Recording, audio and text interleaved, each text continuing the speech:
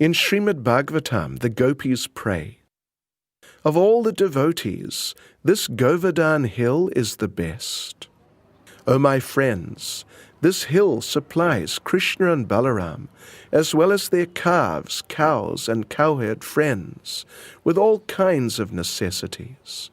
Water for drinking, very soft grass, caves, fruits, flowers, and vegetables. In this way, the hill offers respect to the Lord. Being touched by the lotus feet of Krishna and Balaram, Govardhan Hill appears very jubilant."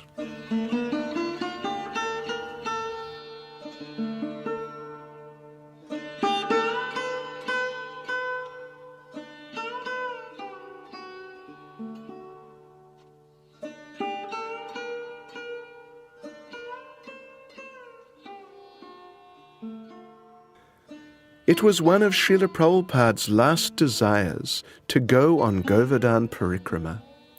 Even though his body was practically finished, His Divine Grace asked his disciples to arrange for a bullock cart to take him around this most sacred pastime place of the Lord.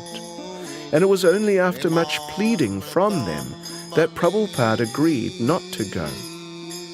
In this way, we can understand that Govardhan Hill is very dear to him, as it always has been to the great acharyas in our line.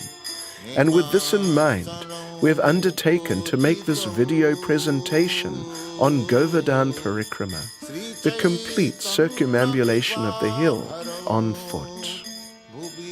Our idea has been to present the beauty of this sacred hill and explain the different pastimes that took place around it. We pray to Srila Prabhupada that this small effort to please him will be successful. Krishna Kirtana Ganana Tanaparo Premamritam Banidhi Dhira Dhira Jana Priyakaram Nirmasaral. Here we see a map of Govardhan Hill. We'll be starting at Radha Kunda, the left-hand end on the top side, and then heading along to the right. When we reach the end, we'll come around and go back along the lower side of the hill, finishing again at Radha Kunda. It's early in the morning as we arrive on the edge of Radha Kunda town. We offer our prostrated obeisances in the holy dust of this sacred place and pray to the Lord to allow our parikrama to be successful. The whole walk is about 23 kilometers, which takes a minimum of 5 hours to complete, although normally we like to take our time and spend the whole day visiting the pastime places around the hill. This is a Krishna-conscious way of having a family outing, taking the time to do Govardhan Parikrama together. This family is doing Dandavat Parikrama, offering obeisances again and again until they cover the whole distance, which takes several days to complete. On the way to our first stop, Kusum Sarovara, we pass the Radha Kunda Yugal Swarup Mandir, designed in classic palace architectural style. Then we move on to Kusum Sarovara.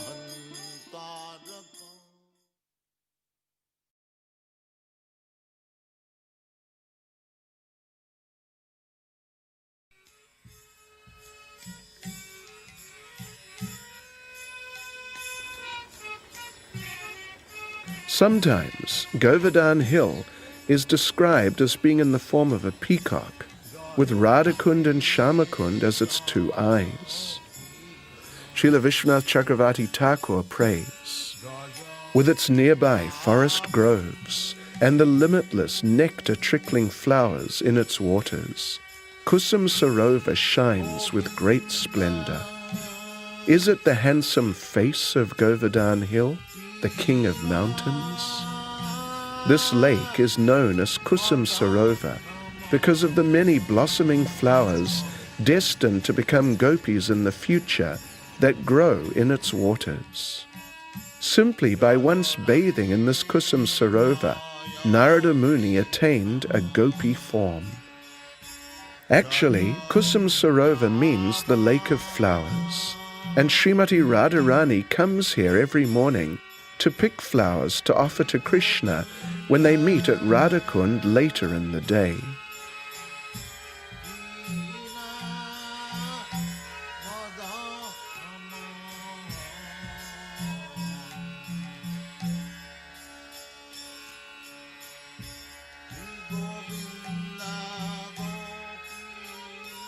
Devotees come to visit the shrines above the lake, built as offerings of thanks to Krishna after the Maharaj of nearby Bharatpur defeated the Muslims in battle about 300 years ago.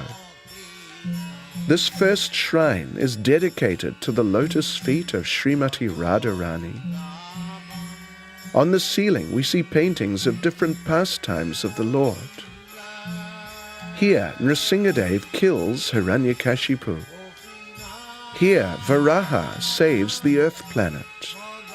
Here we see a spectacular painting of Lord Ram's battle for Lanka, complete with someone looking like Kumbhakarna consuming warriors from both sides. The main shrine is dedicated to the lotus feet of Lord Krishna. On the ceiling we find more paintings of the avatars and different pastimes of Radha and Krishna. The simple building at the end is actually a temple for a Balaram Govardhan Shila. The devotees here, who are members of Iskcon, worship him very nicely. At the other end, we go up on the roof and have a view across Govardhan Hill to Uddhava Kunda, where Uddhava spoke the glories of the Lord to Vajranabh, Lord Krishna's great-grandson, as described in the literature known as Srimad Bhagavatam Mahatmya. Next to it is a Goshala. We'll be visiting this area as we go around the other side of Govardhan Hill. By now you may have noticed that we've not actually seen Govardhan Hill yet. At this point, at the northern end, the hill is completely underground, but as we move further south, it will gradually show itself.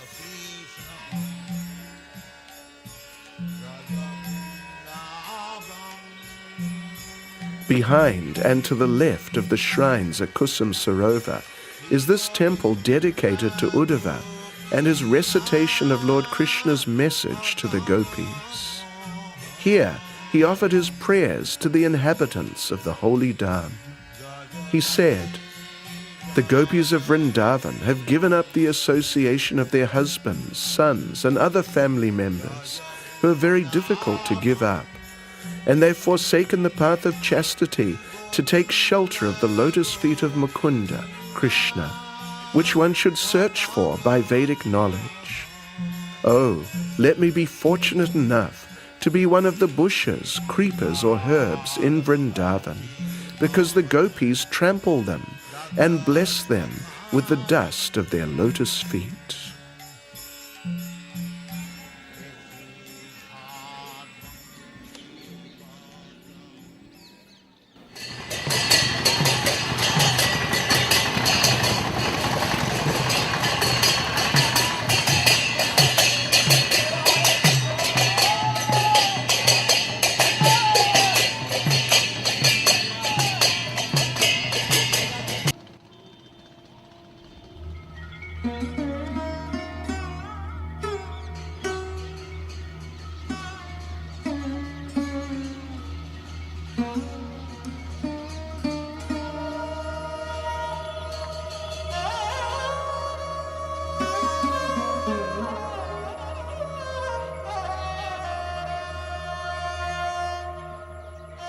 On the road at the southern end of Kusum Sarovara is the Radha Van Bihari temple. On the altar they have different shilas. Here we see one shila which has been carved to show baby Krishna sucking his toe, lying on a banyan leaf. This Radharani Govardhan Shila is sitting at the lotus feet of a Krishna Shila. In Govinda Lilamrita, there's a story of Radha and Krishna meeting here when Srimati Radharani was picking flowers with her friends. Krishna accused them of being thieves and said he would report them to the great king Cupid. And when the gopis tried to argue with him, he said he couldn't speak to them as he was a strict brahmachari and was not able to discuss anything with women. Finally, as we see in this picture here on the altar, Krishna combed Srimati Radharani's hair in the company of Lalita and Vishaka on the banks of Kusum Sarovara. This temple is run by Iskcon devotees, headed by His Holiness Bhakti Balapuri Maharaj. We come back out to the parikrama path and move a little further south.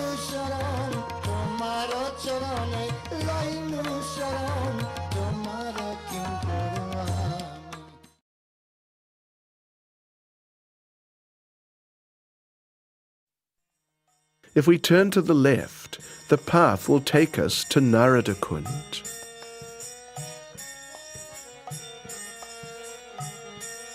Here we find a small ashram on the site where the great sage performed austerities under the instruction of Vrinda Devi to get a suitable form for watching Radha and Krishna's Astakaliya Leelas. After many years of tapasya, she took him to Kusum Sarovara and dipped him in the water there, and he came out in a female form known as Naradi. When the Lord saw Narada in this form, he ordered him to stay here and write the Bhakti Sutras. By again dipping in Kusum Sarovara, Narada regained his male form and remained here to write this great literature. In the temple, we find two deities of Narada. The first one is a new one of him as he travels throughout the spiritual and material worlds, preaching and chanting the holy names. At the back is an older deity in which he seems to have his sari on as Naradi.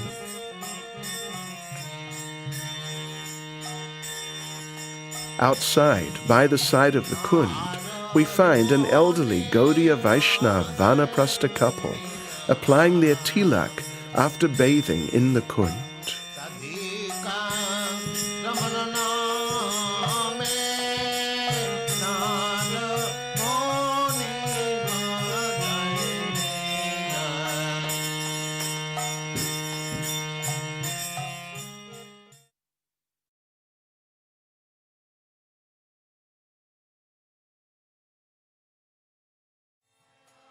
From here, we move down the parikrama path to the place where we first see Govardhan Hill lifting its head out of the dust of Sri Vrindavan Dham.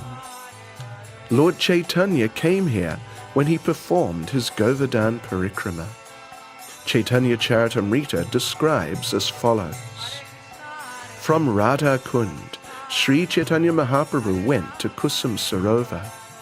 When he saw Govardhan Hill near there, he was overwhelmed with joy. When the Lord saw Govardhan Hill, he immediately offered obeisances, falling down on the ground like a rod. He embraced one piece of rock from Govardhan Hill and became mad. Perhaps these are some of those same Govardhan Shilas that Lord Chaitanya first saw.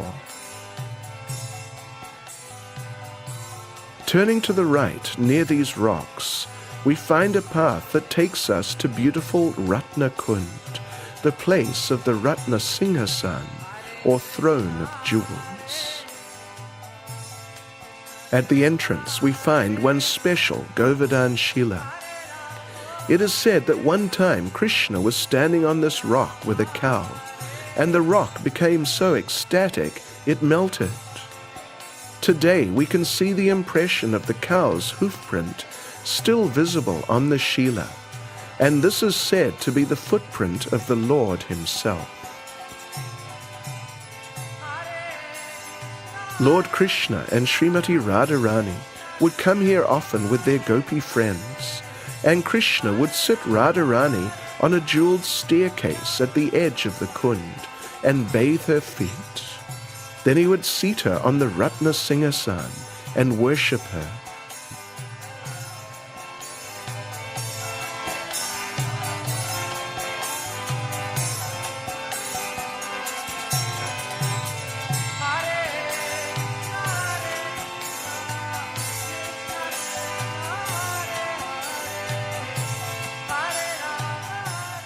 Srimad Bhagavatam describes the pastime in which Krishna and Balaram were dancing with their gopis near Ratna Kund, and one great demon named Shankachuda came and kidnapped the girls. Krishna chased the demon and punched him to his death here on the banks of Ratna Kund.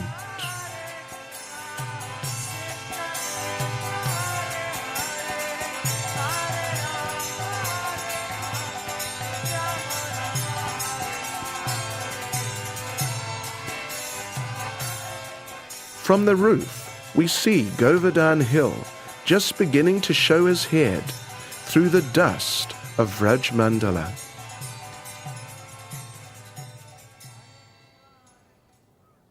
If one comes early in the morning to Ratna Kund, one may be fortunate enough to see the famous, mysterious blue cows of Vraja. Actually, they're a type of deer, and their shyness makes sightings of them quite rare. In Srimad Bhagavatam, the gopis pray, "Blessed are all these foolish deer, because they have approached Maharaj Nanda's son, who is gorgeously dressed and is playing on his flute. Indeed, both the doe and the bucks worship the Lord with looks of love and affection."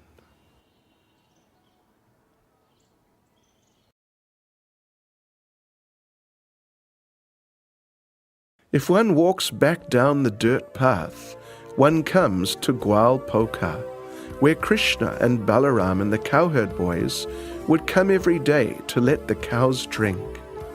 Now it looks quite nice, but previously it was almost in a state of ruin.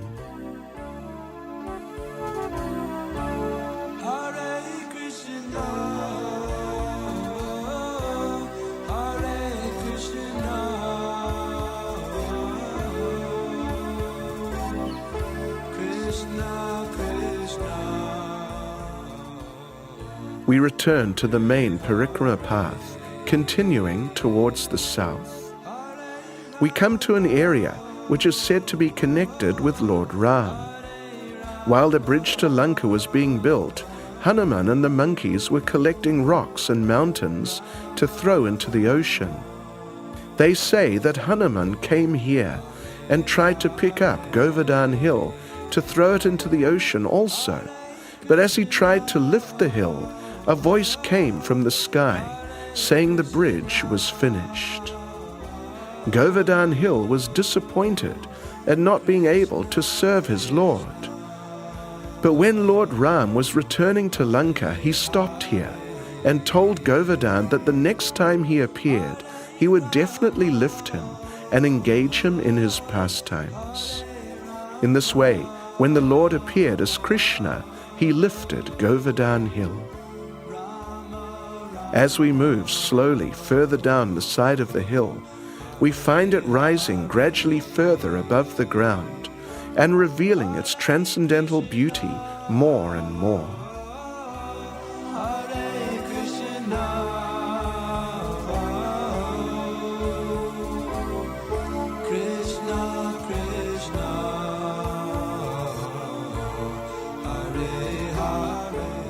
As one moves around Govardhan Hill, one finds different types of sadhus. Generally they're quite friendly, although some of them have habits that are not up to our normal Vaishnava standards.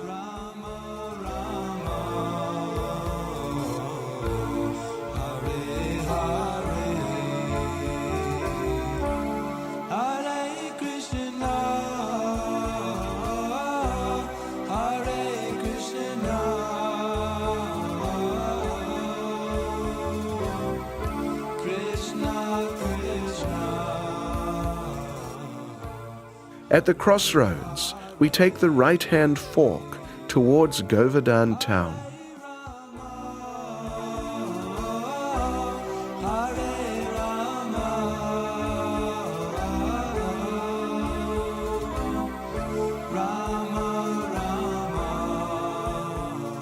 Devotees often take their final rest at the lotus feet of Govardhan Hill in Pushpa Samadhis. Less than 100 yards past the crossroads, we find the Samadhi of His Grace Tribhuvanath Prabhu, a dedicated disciple of Srila Prabhupada.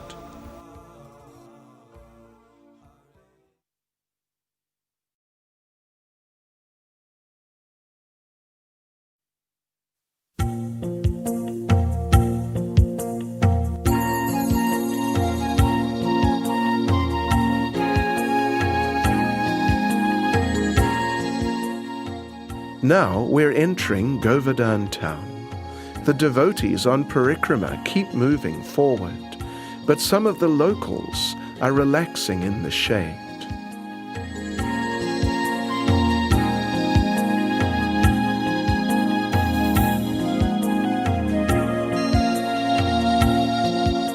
In Govardhan town, we go first to Manasi Ganga, the Ganges which came from Lord Krishna's mind. When Krishna killed Vatsasura, a demon in the form of a calf, the cowherd boys told him he'd become contaminated and would have to take bath in the Ganges. Not wanting to leave Vrindavan Dham, Lord Krishna manifested the Ganges from his mind here and bathed in it, and the cowherd boys were satisfied again. Srila Jiva Goswami describes Radha and Krishna's boating pastimes on Manasi Ganga. In those days, Manasi Ganga was a major river, and in order to cross, one needed to take a boat.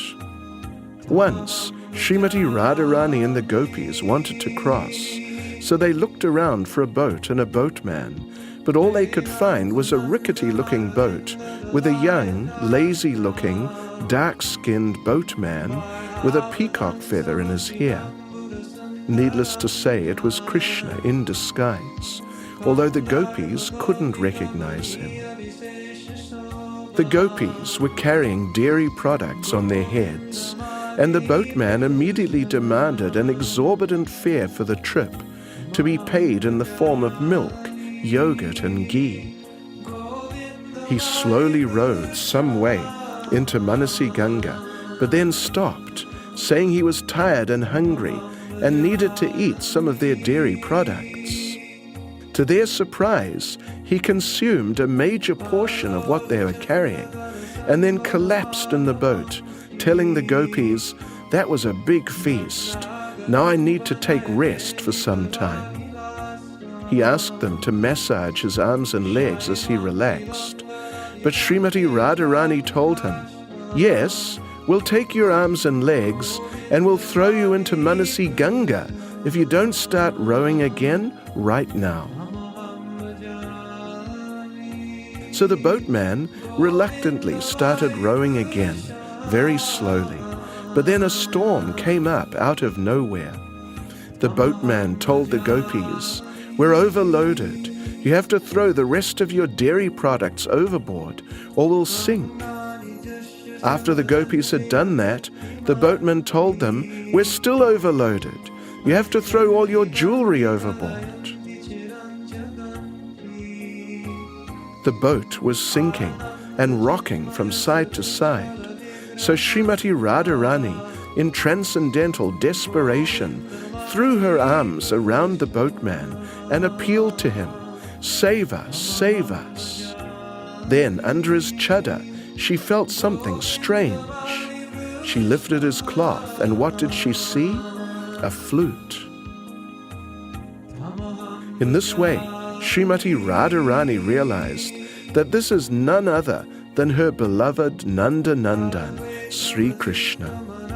Then the storm immediately disappeared, and Radha and Krishna and the gopis enjoyed boating pastimes on Manasi Ganga for the rest of the day.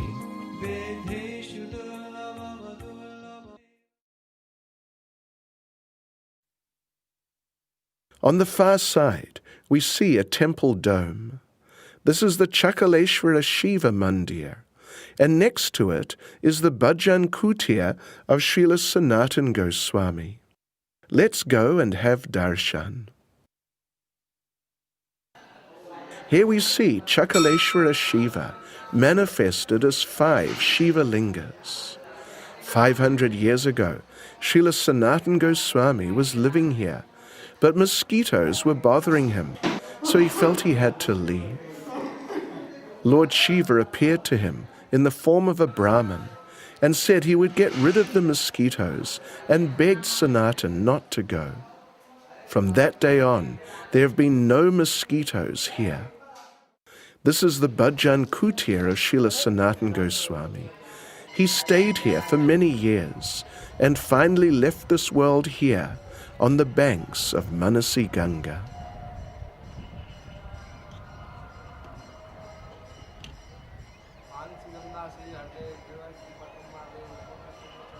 Here one friendly Brahmin chants some mantras to bless us.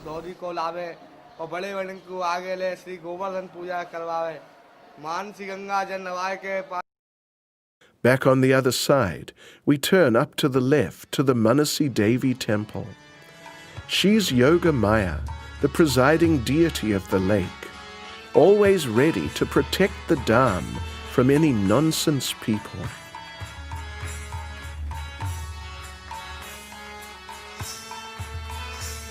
Immediately behind the Manasi Devi temple is Brahma Kund. It is made of the waters left after Lord Brahma had bathed the Lord at the end of the Govardhan Lila.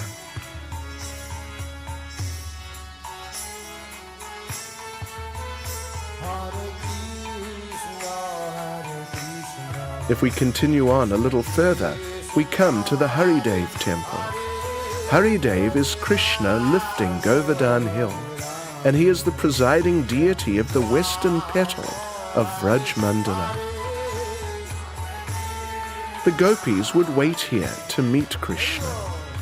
One time they were waiting and waiting until, in great separation, they called out repeatedly, Haridev, Haridev, until it seemed they would leave their bodies.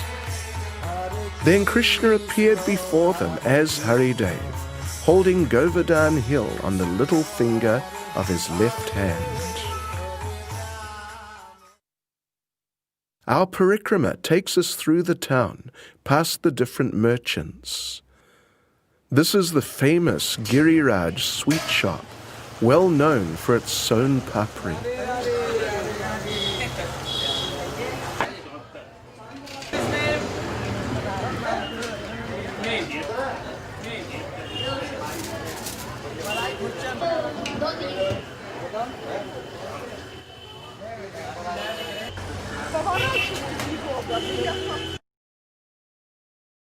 Then we enter the area known as Dan Gati, or the place of the tax-collecting pastimes.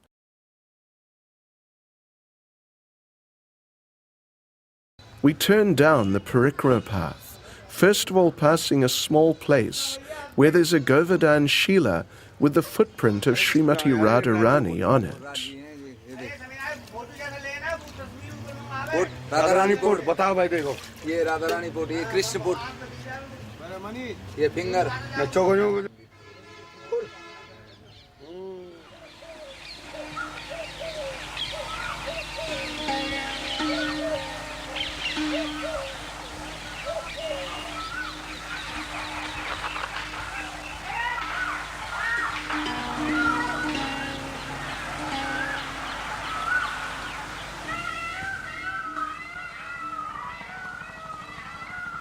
At the beginning of Kartik, it's an exceptionally beautiful area with many creepers with delicate pink flowers embracing the Govardhan Shilas.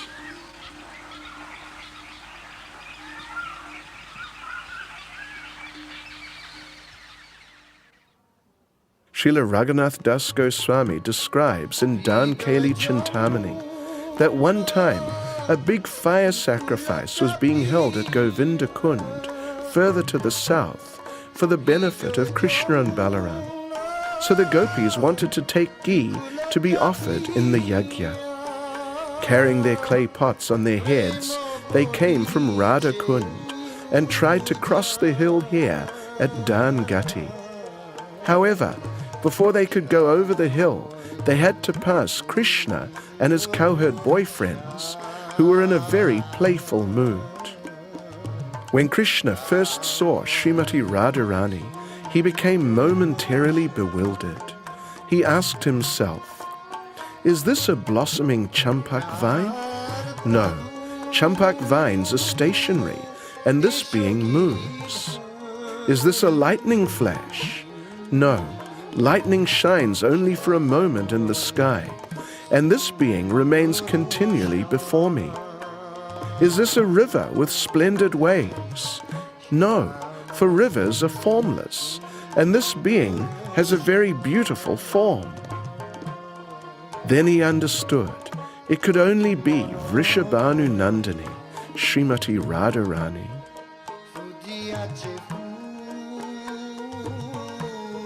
Krishna and the cowherd boys stopped the gopis and demanded a fantastic tax, or they wouldn't let them pass. Krishna told Srimati Radharani, "For the red sindoor mark in your parted hair, you must pay the toll of 100,000 glittering crystal stones. And for your beautiful braids, which glisten like black mascara, you must pay the toll of 200,000 charming sapphires. O girl with the beautiful eyebrows, for your forehead, which shines like a golden half moon, you must pay the toll of 100,000 splendid moonstones. And for the tilak markings drawn in musk on your forehead, you must pay the toll of 100 million moon-shaped pendants studded with sapphires. For your bending eyebrows, you must pay the toll of 50,000 quivers studded with sapphires. And for your beautiful ears, you must pay the toll of many bowstrings made of charming new lapis lazuli stones." In this way, Krishna charged an amazing tax for each part of Srimati Radharani's transcendental body, and there was no possibility of her paying, but Krishna would not let the gopis pass till they paid. Then an older gopi, Nandimukhi, came and arranged that the next day the gopis would meet Krishna at a nearby kund at 11 in the morning and settle the tax. When we walk past that kund shortly, we'll stop there and finish the pastime.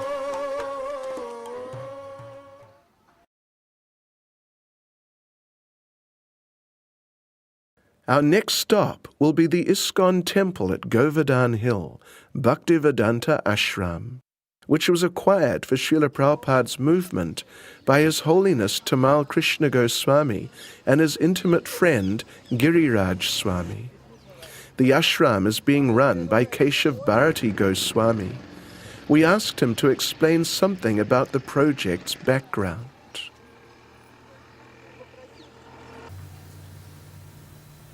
In the late 80s, Tamal Krishna Maharaj began a project, commentary on the Brahma Samhita. And in doing that, the project expanded into many details about Braj. And in doing that, he started to visit places and do parikramas. And he hadn't done very many of those earlier in his Krishna conscious career. So then he was doing a parikrama with Giriraj Maharaj and some other devotees. And he saw this place and was attracted. They found out, who owned the property. It was owned by a small king in Madhya Pradesh, called, I think his name was Vishwambar. So through the efforts of Mahamantra in Delhi and Mahaprabhu, lawyer in Bombay, Tamal Krishna Maharaj, negotiated and finally ended up acquiring this property. We can see in our movement that, due to the nature of our movement, it is a preaching movement, it caters to the masses, and therefore we have to collect large amounts of funds in order to build large temples and spread Krishna consciousness in a very expensive way, which was Srila Prabhupada's mission. But we have seen over the years that the leading preachers in our movement, sometimes because they have such a heavy workload, and what they need also is to cultivate their Krishna consciousness individually, internally. They need to develop in order to be able to give the deeper Krishna consciousness that people actually need. So we thought it would be a good idea to have a place that it would be a little different than the other Iskcon centers. This place, Iskcon Bhaktivedanta Ashram, I call it Sadhana Ashram, but anyway, the official name is Iskcon Bhaktivedanta Ashram, is a place, it's a monastery. It's the only monastery in our movement, as far as I know. Maybe there are others, but anyway, to my knowledge. So it is meant for the male members of our society to stay. The female members of our society are also welcome to come here, to come for parikrama and different festivals, attend and take advantage of the spiritual atmosphere. But the main purpose of the place is to provide a place for especially the senior male leaders of our movement, the sannyasis and gurus and grihastha men who have taken on large responsibilities, a place for them to come and live without the pressure and without the touching of the energies that they have to touch in order to expansively spread Krishna consciousness for deeper sangha and for more contemplative appreciation and that side of Krishna consciousness, which Prabhupada always encouraged us to do. I mean, I was with Srila Prabhupada in Vrindavan when he used to tell us what he wanted us to do regularly, yearly. Come to India, hear and chant, learn about the pastimes of Krishna, do serious sadhana. And so we offered this to Tamal Krishna Maharaj, Giriraja Maharaj, especially myself as their partner. We designed this place so that it's fit for any serious sadhaka to come and live in the association of senior men and cultivate Krishna consciousness in a very profound way. Now we started living here in 1994, that's 9 years. The numbers of people who come to Govardhan to go around on parikrama, not just from our movement or from other places in the West, but in India, the numbers of people who come here has increased astronomically. And if you ask some of the older residents who have been here residing on the parikrama path, who have these little temples with these little deities and kind of earn their livelihood or are supported by the pilgrims who come around and they maintain these deities, when you ask them, why has it increased so much over the last 10 years? They'll say, it is your Prabhupada. And it is you Western devotees, because of your preaching and because of your festivals and because of your programs. You're responsible for the tremendous increase in the numbers of pilgrims and the numbers of parikrama people that come to do parikrama in Govardhan.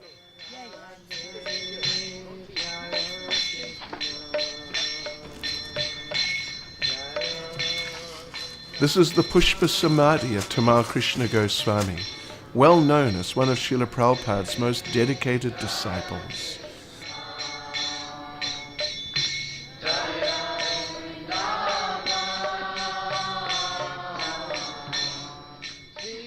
We set off again and walk to Vartan Kund. As we explained before, when Krishna tried to charge Srimati Radharani that huge tax, it was agreed they would meet at 11 the next morning by this kund and settle the tax. However, The gopis came at 10 and hid behind the trees. And when Krishna and the cowherd boys came, the girls ambushed them and tied them to the trees by their seekers. The gopis hit the cowherd boys till they cried for mercy. And then Srimati Radharani told Krishna, "We'll let you go, but first you let us off that tax." Krishna immediately agreed, and the cowherd boys were released. From that day, this kund has been known as Dan Nivartan Kund, the kund where the tax was nullified.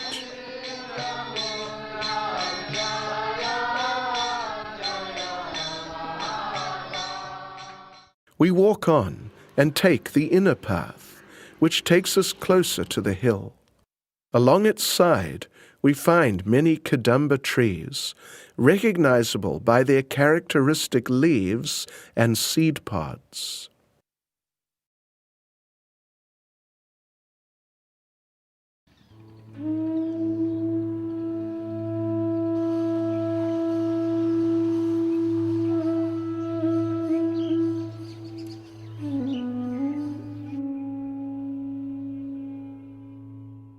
We read that previously the hill was very high, but now, as we see here, it's only about 50 or 60 feet above the surrounding ground level. In Lalita Madhava, Srila Rupa Goswami describes how this happened. When Lord Krishna left Vrindavan, Srimati Radharani was thrown into a bottomless ocean of separation and searched all of Vraj Mandala for him. The last place she looked was Govardhan Hill. Seeing Radha's intense suffering in separation from Krishna, the Manasi Ganga completely dried up, and Govardhan Hill, which was so tall that the sun god's horses would stop every day to eat the grass at its summit, shrunk to the height of 100 arms.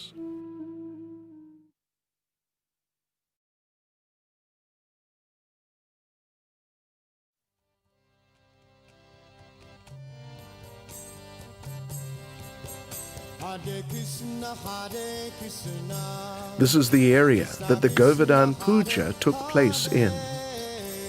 Srimad Bhagavatam describes how Krishna challenged his father Nanda Maharaj as to the value of the annual Indra Puja. He told his father, "We're not dependent on Indra. We're actually dependent on the cows as they sustain us, and on Govardhan Hill as it sustains the cows. And we're also dependent on the Brahmins who direct us in our lives. So instead of worshipping this Indra, we should worship them." Convinced by his young son's words, Nanda Maharaj announced to everyone, "Let the worship of Govardhan Hill begin." Krishna then told the inhabitants of Vrindavan, "Prepare very nice foods of all descriptions from the grains and ghee collected for the yajna. Prepare rice, dal, then halava, pakora, puri, and all kinds of milk preparations, like sweet rice, rabri, sweet balls, sandesh, rasgulla, and laddu." So, from Dangati to this point here, about 5 kilometers, and extending out from the hill for 1 kilometer, there were piles of sabjis, samosas, pakoras, chutneys, dal and rice of thousands of different varieties. Along the side of the hill in the hollows, there were lakes of sweet rice, condensed milk, and nectar drinks. Still to this day, on the occasion of Govardhan Puja, temples prepare thousands of preparations to offer to Krishna. Then Krishna manifested a gigantic form and stood on top of Govardhan Hill in front of them. Srila Prabhupada explains, when everything was complete, Krishna assumed a great transcendental form and declared to the inhabitants of Vrindavan that he was himself Govardhan Hill, in order to convince the devotees that Govardhan Hill and Krishna are identical. Then Krishna began to eat all the food offered there. The form of Krishna who began to eat the offerings was separately constituted, and Krishna himself, along with the other inhabitants of Vrindavan, offered obeisances to the deity as well as Govardhan Hill. In an instant, that gigantic form of the Lord on top of the hill consumed everything the vrajavasis had offered. Then, to their amazement, he called out, "Aniyor, Aniyor, Aniyor! Give me more food! Give me more! Give me more!" Everyone rushed home and collected whatever grains and foodstuffs were remaining there, and in no time assembled another huge offering for Govardhan. However, again, in seconds, he consumed everything, and again he called out, "Aniyor, Aniyor! Give me more food! Give me more!" However, now the inhabitants of Vrindavan had no more left. Nanda Maharaj was in anxiety. They had abandoned the Indra puja, so that was a complete failure. And now it seemed the Govardhan puja had also failed. What were they to do? But Lord Balaram, the crest jewel of the intelligent, then took one small tulsi leaf, climbed Govardhan Hill, and presented it to that gigantic form of the Lord. Govardhan took it and was completely satisfied. There were no more cries of Aniyor.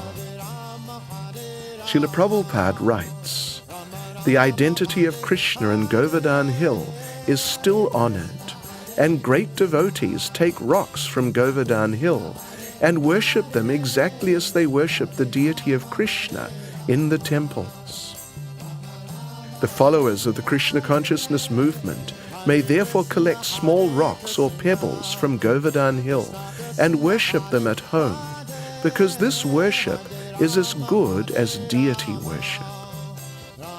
Now everyone was completely happy, and the vrajavasis did Govardhan parikrama together, keeping the cows in front of them. Unfortunately, though, there was one person who was not happy at all, and that was Lord Indra. Shortly, when we reach Govinda Kunda, we'll explain what happened next.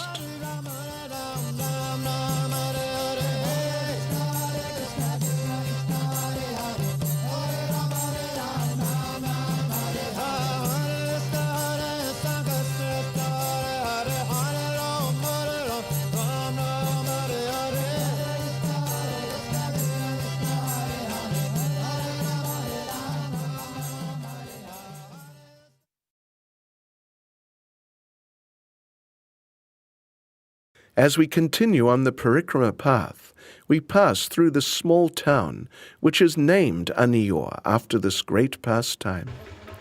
At the end of it we turn right, and then shortly afterwards we turn left to go to the temple of Lord Balaram. The larger deity is Balaram, and the smaller one is Krishna. It is said that they are original 5,000-year-old deities. If we continue up the hill and turn left at the end, we come to this gate which takes us to the place where Madhavendra Puri found the deity Gopal, as described in Chaitanya Charitamrita. It's a very pleasant garden area set right at the foot of Govardhan Hill, and it's just suitable for a quiet picnic. In the temple, we're told that Madhavendra Puri found Gopal leaning against the rock at the back, with his foot on the shila in the front. It is said that the marking at the top left is the impression of the Lord's foot, and the mark at the top right is from the hoofprint of a cow.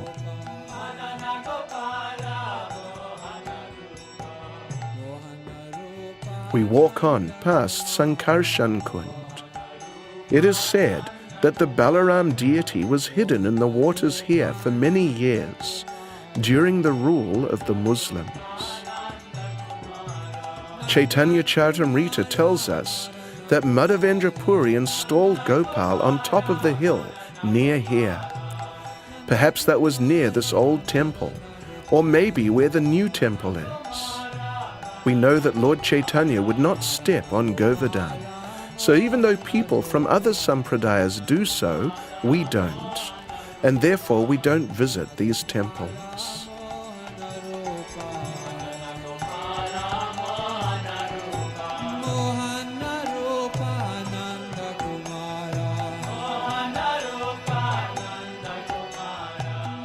We walk on past the Kund and then turn right through these gates.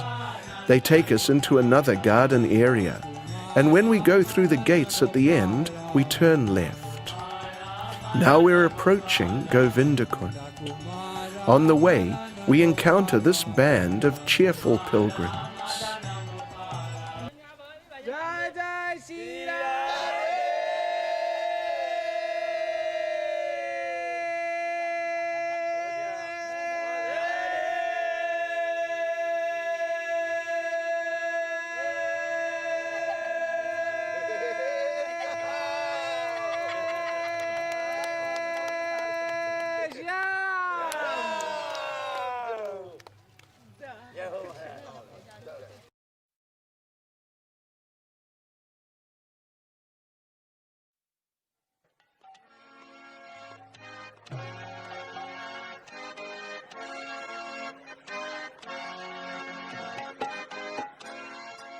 Now we're on the banks of Govinda Kunda. On the side we see where Madhavendra Puri was sitting when he dreamt of Gopal and was instructed to take him out of the jungle at the place we saw earlier.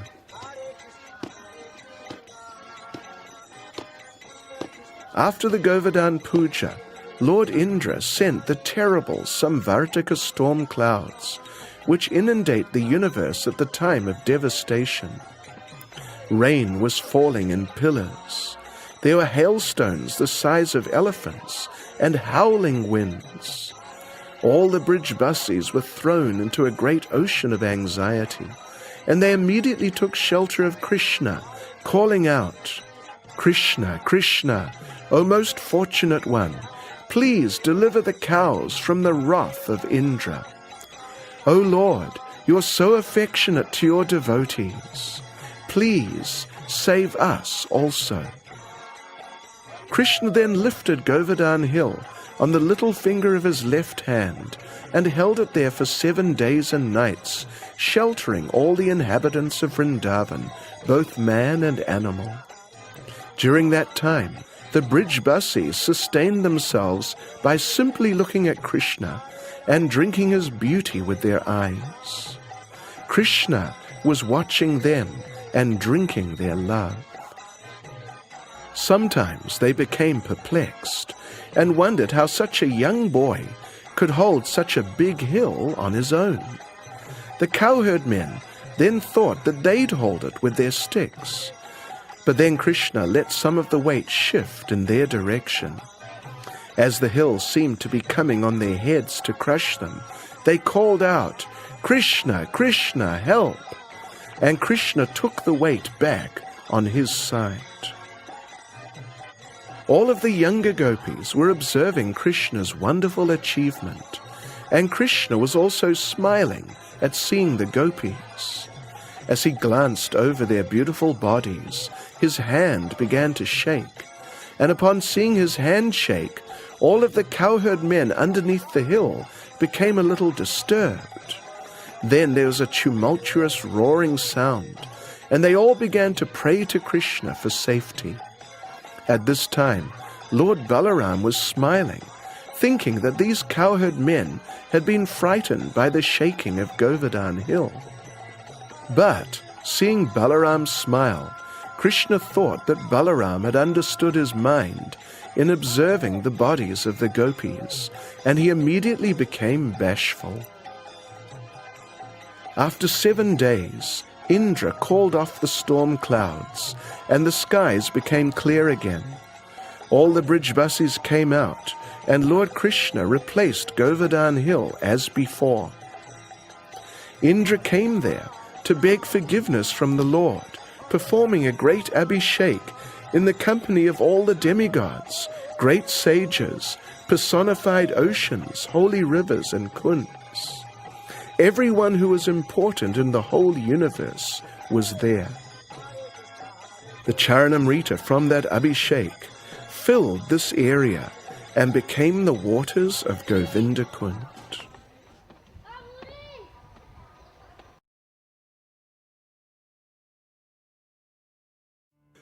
During that abhishek, the Surabhi cow approached Krishna on behalf of all the cows. In Srimad Bhagavatam, she tells the Lord, "O Krishna, Krishna, greatest of mystics, O soul and origin of the universe, you are the master of the world, and by your grace, O infallible Lord, we cows have you as our master. You are our worshipable deity. Therefore, O Lord of the universe, for the benefit of the cows, the Brahmins, the demigods, and all other saintly persons, please become our Indra." Having thus appealed to Lord Krishna, Mother Surabhi performed his bathing ceremony with her own milk, and then gave him the name Govinda.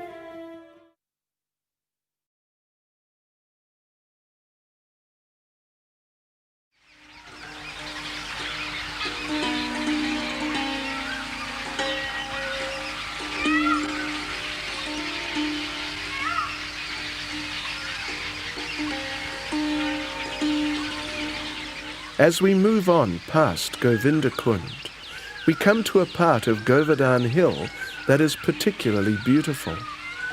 The trees sometimes hang over the shilas, protecting them from the sun. In Srimad Bhagavatam, the gopis pray, "Of all the devotees, this Govardhan Hill is the best. O my friends, this hill supplies Krishna and Balaram, as well as their calves, cows, and cowherd friends, with all kinds of necessities: water for drinking, very soft grass, caves, fruits, flowers, and vegetables. In this way, the hill offers respect to the Lord. Being touched by the lotus feet of Krishna and Balaram, Govardhan Hill appears very jubilant."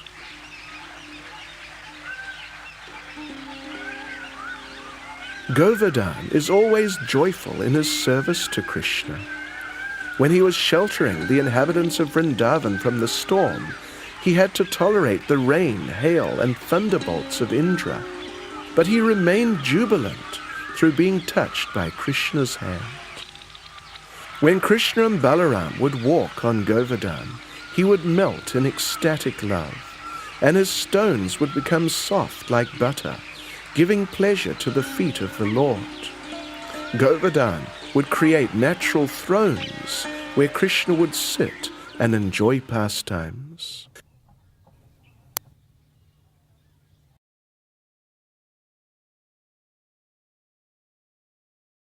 As we proceed south, we come across this temple of Lord Balaram. Here he's known as Doka Dauji, the older brother who's watching. Balaram was watching Krishna's spring rasa dance from the top of the hill here, and he became so ecstatic that his crown fell off and landed on this rock, which then melted in joy.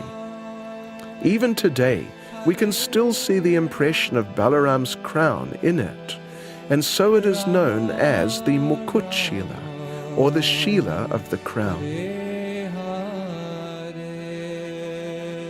Srila Raghunath Das Goswami prays, "O Govardhan, the young divine couple, Sri Sri Radha Krishna, play splendid, wild, loving games in your every cave, so I've become very eager to see them there. Please allow me to live close by you."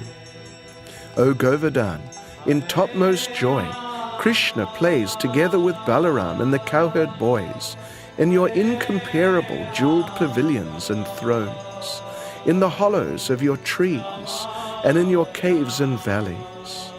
Please allow me to live close by you.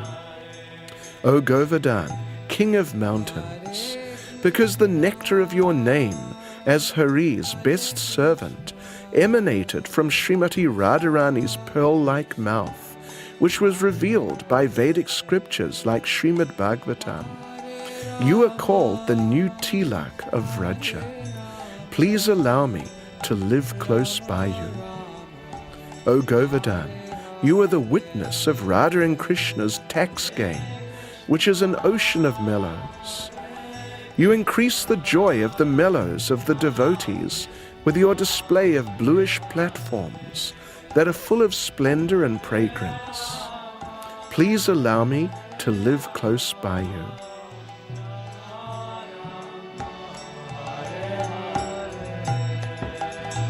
Hare Krishna, Hare Krishna, Krishna Krishna, Hare Hare, Hare Rama, Hare Rama, Rama Rama, Hare Hare.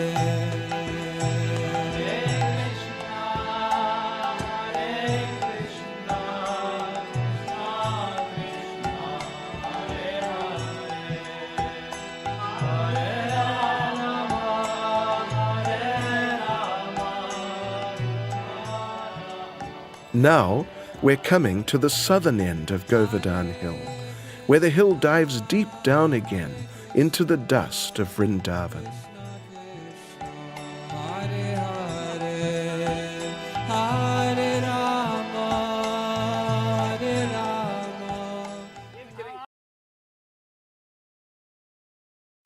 This area is known as Punchari, or the tail of the peacock, and here we find a temple of Lord Nrsingadev, who is here to protect the devotees as they do parikrama.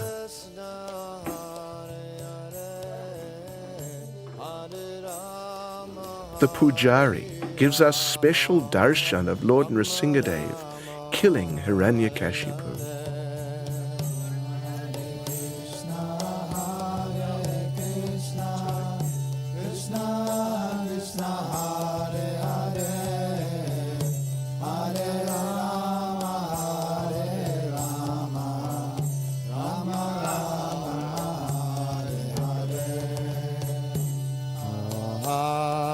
Krishna, Hare Krishna, Krishna Krishna, Hare Hare. From the temple, we get nice views down the side of the hill, and we see some of the local devotees at their daily activities. This little owl has just come back from a busy night on the hill. These parrots are enjoying the early morning sun, and these monkeys are up to their usual monkey business. We come across a parikrama party from the Nimbaka Sampradaya. Hundreds of them come through and assemble by Naval Kund and Apsara Kund.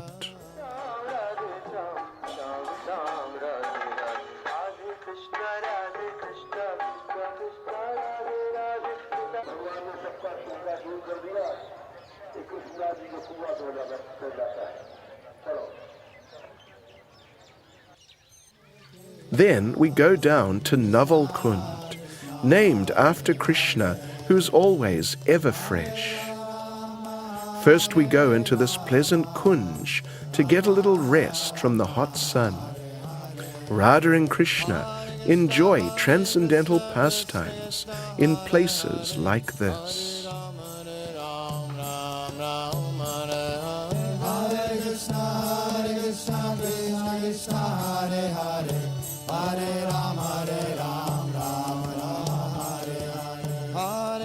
During the spring rasa dance, it is said that Radha and Krishna were dancing in such ecstasy that their bodies melted, and Srimati Radharani's body became the waters of Apsara Kund, and Lord Krishna's body became the waters of Naval Kund.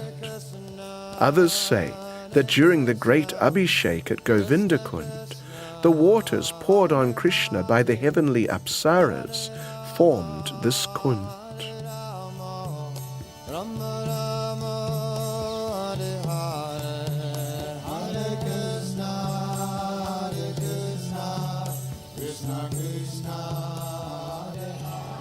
Just a little away from the parikrama path, we find this temple of Lota Baba, one of Krishna's cowherd boyfriends, who's been waiting for the Lord to return to Vrindavan for the last 5,000 years.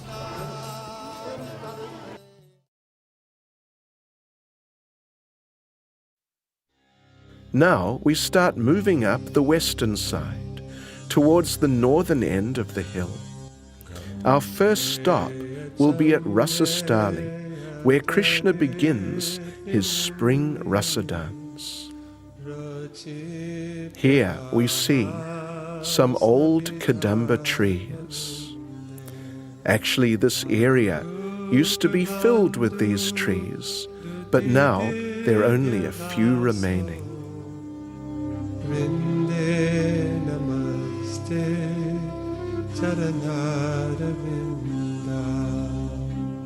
In the main temple, we find a deity of Krishna as Gopal, or Srinathji, the lifter of Govardhan Hill. Behind the temple, inside the small house, is the cave known as Manikandali, in which Radha and Krishna performed many pastimes. Later, one of Lord Chaitanya's intimate associates, Raghava Goswami, lived in the cave for many years, relishing the pastimes that happened here. It is said that his body was always grey from rolling in the dust of Vrajamandala. He is described as being Champak Lata in Krishna Leela. Outside, we see we're very close to Govardhan Hill.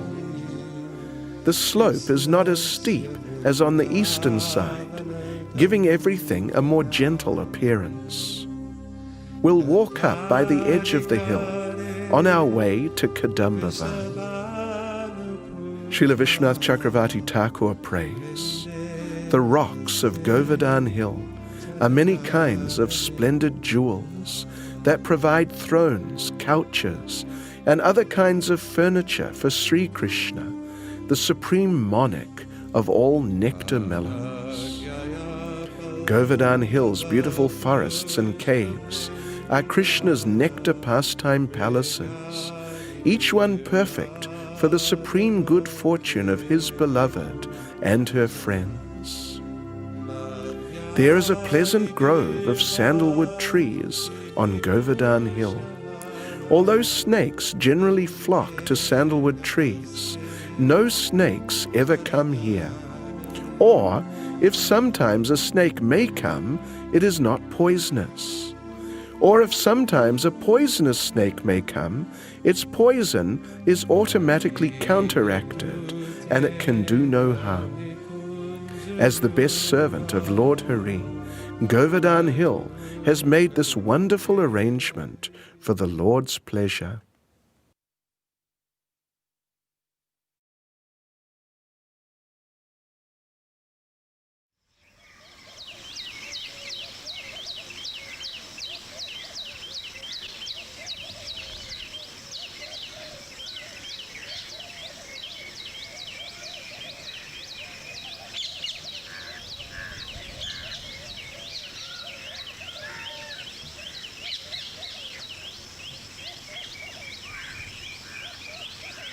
In the evenings, the grey monkeys gather for their own types of pastimes. Foolish though they may seem, they're all special souls who've somehow earned the right to take birth in this amazing transcendental place. One can see how Krishna must have had great fun with them in his pastimes.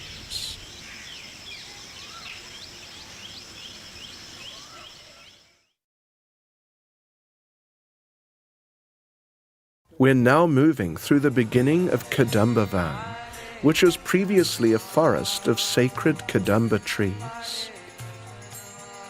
We come across a group of langur monkeys, also known as Hanuman monkeys, as Hanuman, the great associate of Lord Ramachandra, is said to be a member of the same breed.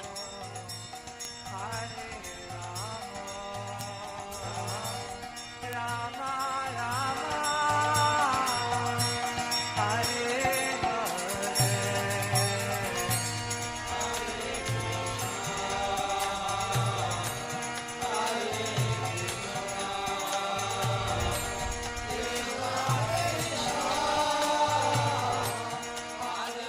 In Gopal Champu, Srila Jiva Goswami describes that on the Ekadasi following the Govardhan Puja, Lord Indra realized he'd made a terrible mistake by attacking Lord Krishna and Sri Vrindavan Dham, and so he approached Lord Brahma, who he knew had recently offended Krishna, for advice on what to do when one commits such an offense.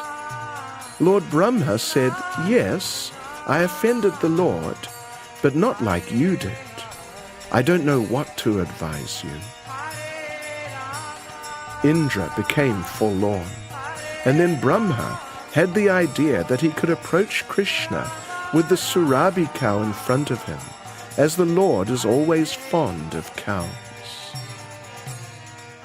When Indra came from the heavenly planets, he first landed here, and sure enough, there was Krishna. Indra offered dandavats and cried tears on the lotus feet of Krishna, begging for mercy. But Krishna paid no attention to him and simply walked away to the north. Those tears of Indra filled this kund, which is now known as Indra Kund.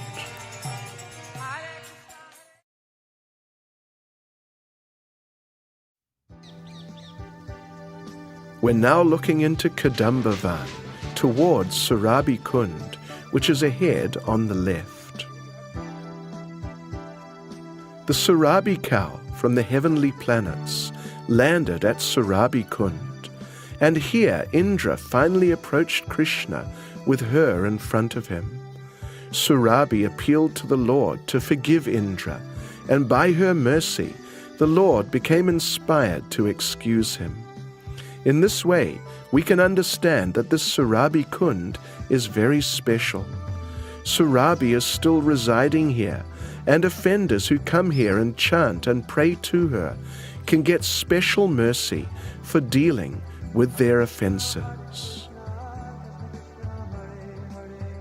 After this, Indra and Surabhi took the Lord to the other side of the hill and performed the Abhishek there.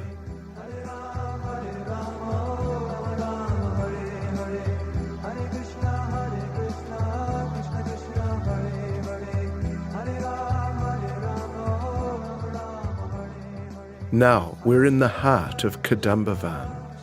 It is said that if one rolls in the dust here, one will achieve love of God very easily.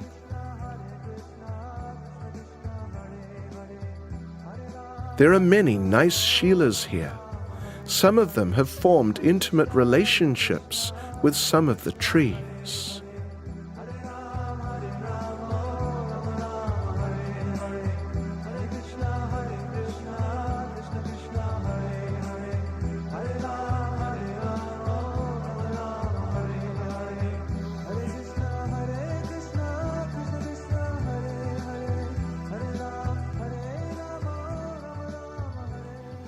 As we come out the other side of Kadambavan, we find Airavata Kund, where Airavata, Indra's elephant carrier, landed when he came for the Abhishek. Unfortunately now it's in a state of disrepair.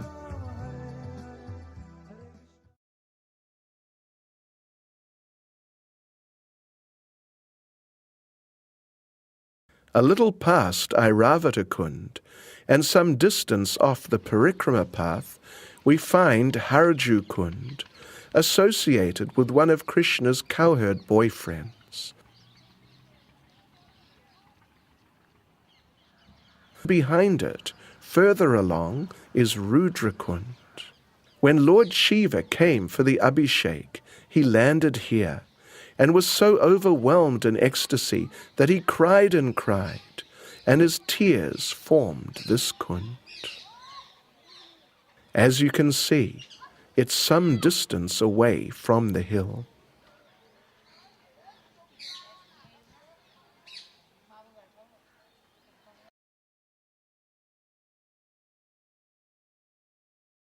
Back by the main parikrama path, we begin to approach the town of Jatipur, which is associated with Vallabhacharya and his Pusti Marg. Here, people bathe Govardhan Hill with milk.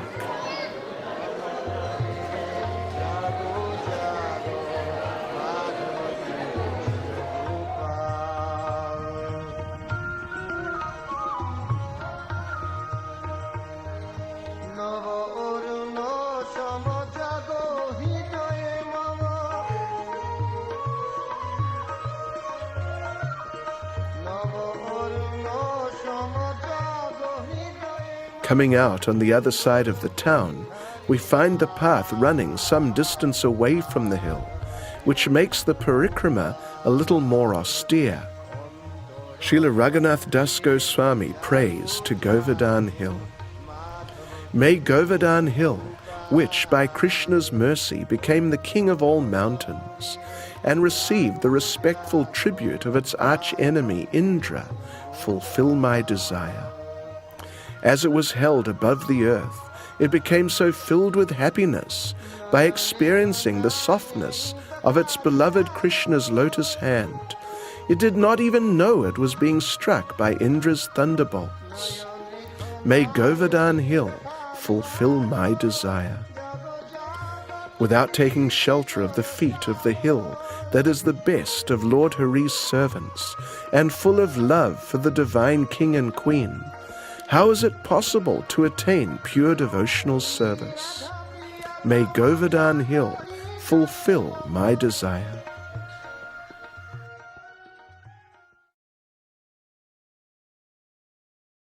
Now we're entering the town of Govardhan again, but this time from the other side of the hill. We pass through and begin the final leg of our parikrama.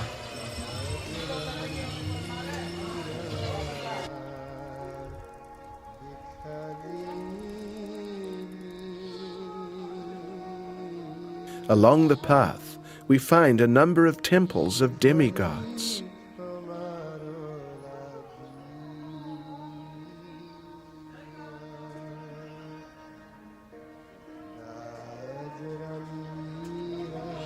Here, Hanuman sorts out one rascal demon. Some distance to the right, we can see that Govardhan Hill is again becoming smaller and smaller. We decide to go in again, right next to the hill, to see it as it sinks back into the dust of Sri Vrindavan Dham. Generally, no one comes to this part of the hill, but here we find some very nice, quiet, secluded places where one can peacefully chant Hare Krishna and watch the hill gradually recede back into the dust.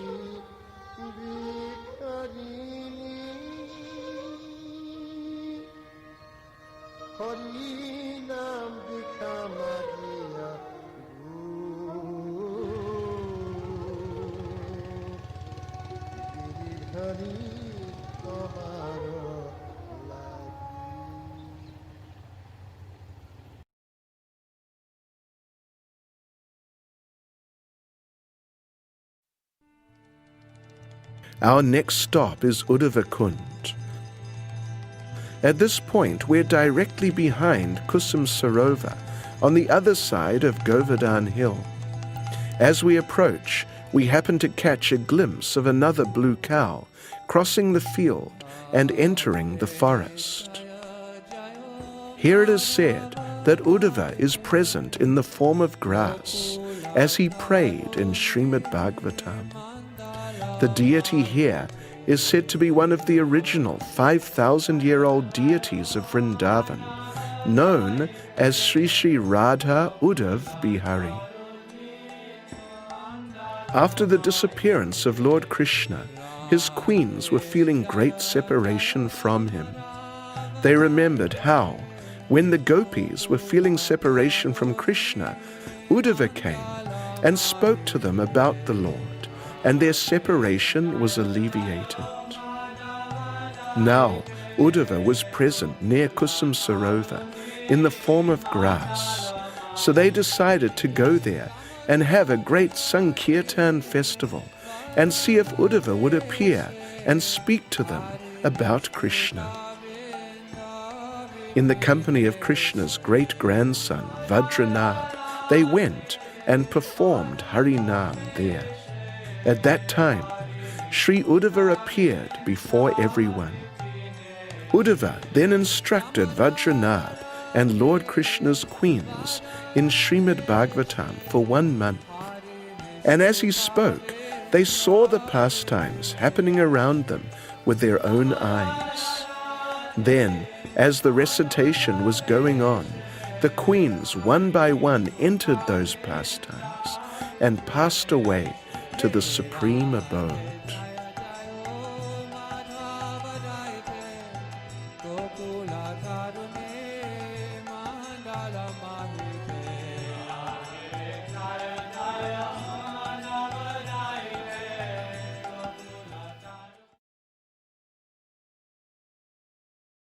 Now we're entering Radha Kunda, the final destination of our parikrama. We cross the bridge and look back to where we were in the morning. This shows us that Govardhan Hill is very long but very narrow. Radha Kunda is the most sacred place in the universe. Srila Vishwanath Chakravarti Thakur prays, Syama-kunda and Radha Kunda are 2 great floods of the nectar of beauty. They're 2 great oceans of splendor. They're 2 beautiful roots from which sweet devotional service grows. They're 2 jewel mines of love. They're 2 seeds from which grow the jewel vines of transcendental pastimes. How did they become 2 splendid and nectar-sweet lakes? By seeing these 2 lakes, Radha and Krishna believe they are present in them. It is as if they directly see each other there. The wise say that by approaching these lakes, one directly approaches Radha and Krishna.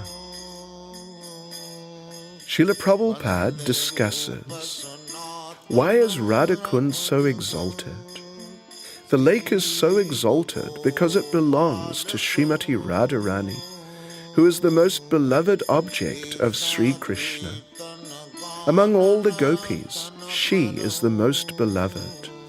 Similarly, her lake, Sri Radha Kunda, is also described by great sages as the lake that is as dear to Krishna as Radha herself. Indeed, Krishna's love for Radha Kunda and Srimati Radharani is the same in all respects. As we make our way past Radha Kunda and around the back of Syama-kunda, we see the day slowly coming to a close. Finally, on the edge of the town, we offer our obeisances again in the dust of Vrindavan, in the same place we began in the morning. And we offer our thanks to Srila Prabhupada for having revealed Govardhan Hill to us and giving us the opportunity to perform this great parikrama.